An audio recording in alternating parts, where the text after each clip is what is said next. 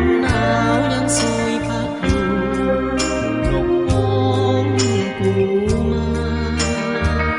แสงแดดก็ส่องทั่วท้องพลานบรรณา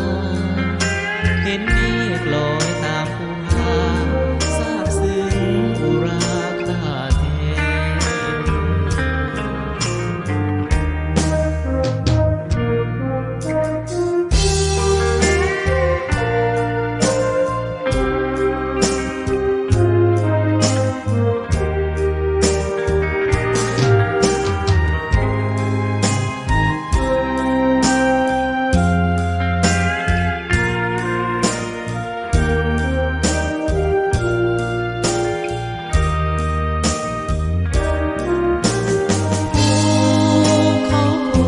สวยงามสว่าง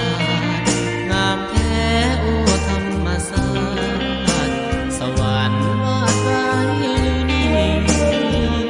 หากใครผู้ใดได้ไปก็คงสุขี